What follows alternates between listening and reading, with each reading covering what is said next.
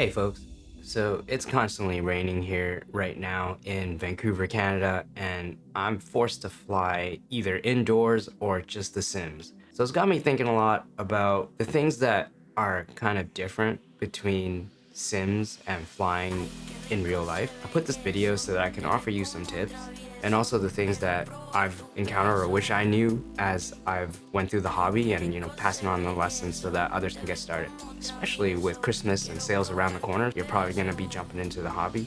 Yeah, just flying around my house here. That was my dog. I'm just slowly teasing my dog, so enjoy the footage as I tell you about these tips. First off the bat, one thing that is pretty different from Sims in real life is the physics. In The Sims, it's kind of this like perfect representation of gravity and without really too many external factors.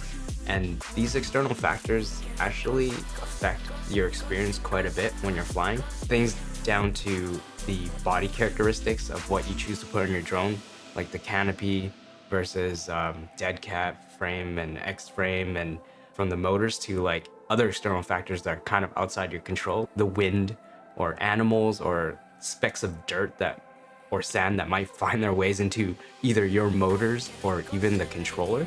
The physics model, like game engine, can only handle so much. They can only program so much. So it's never gonna be a one-to-one, and you're not gonna find a one-to-one representation of it.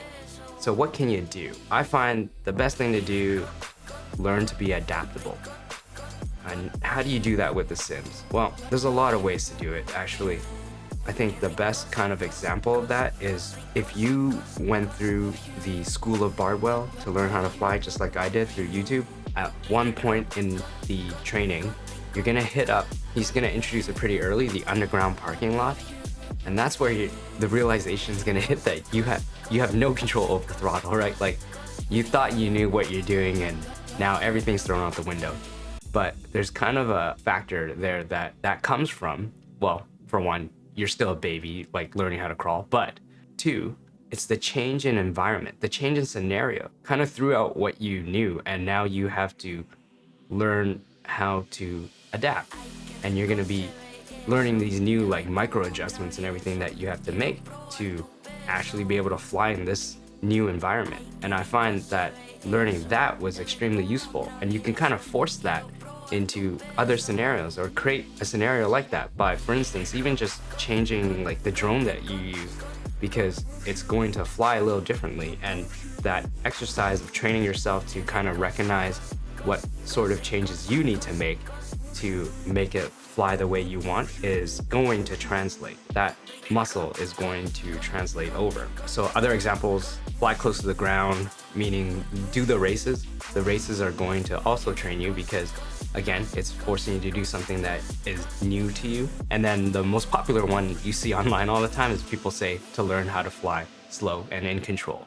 Forcing yourself in those like inside scenarios will kind of do that. Force yourself to pick up these new skills of learning how to adapt to the situations. Let's say you flew your drone forever.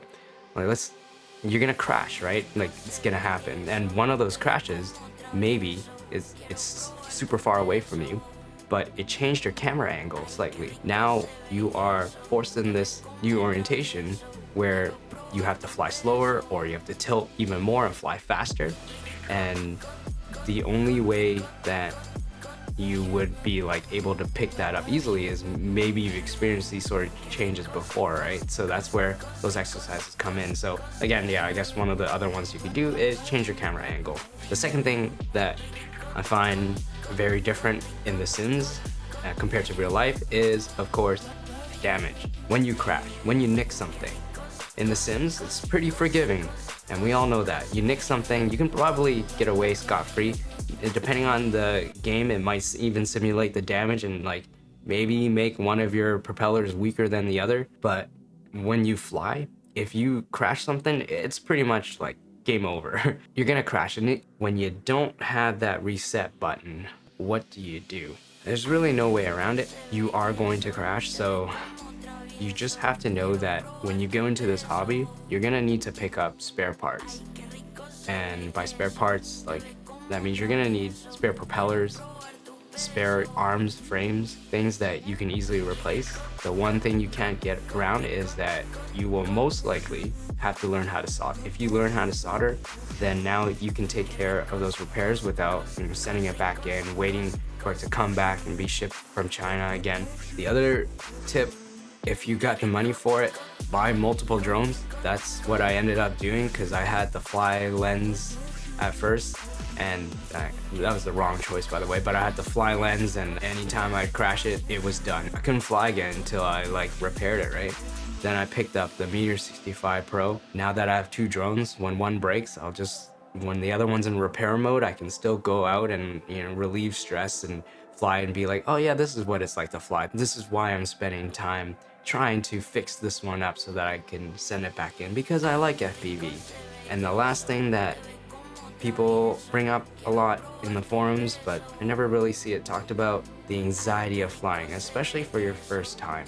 There's a lot of fear when you are just starting out because you don't know if you can control this thing. You don't even know what all the buttons may do on your controller. There's also just the fear of loss of your drone. Like, what if you do crash it, right? You're gonna take a financial hit, whether that be the whole drone being wiped or even just the spare parts or your time that you have to put into it, fixing it. It really does prevent you from doing the same stuff that you would have done in The Sims.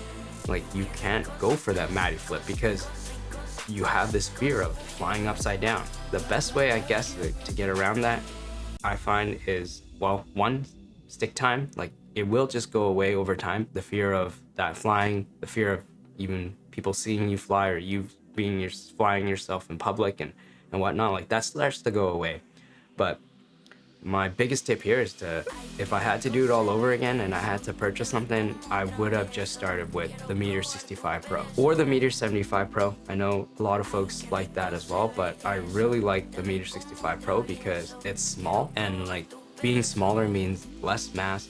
It has less power as well, which is good because even though it flies like ass, you can still do some pretty nifty things on it, especially as a new pilot, right?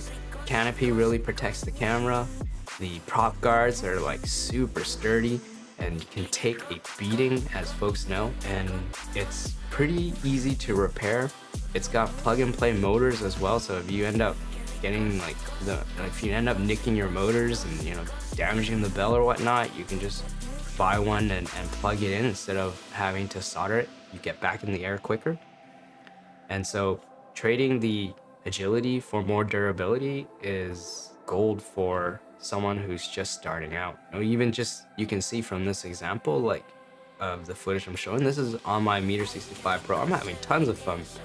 My dog maybe not so much, but I'm having a blast flying around the house, and being so small too, it can fit in the tiniest of spaces and you get all that control. And I have videos in my channel. If you go find it, you'll probably see I have other videos where I'm actually doing freestyle outdoors with the M65 Pro, even though folks say it doesn't handle so well and you need kind of perfect wind conditions or no wind conditions to fly. You can still make it happen, and again, you just learn to be adaptable and you just work with what you got and you'll slowly get better.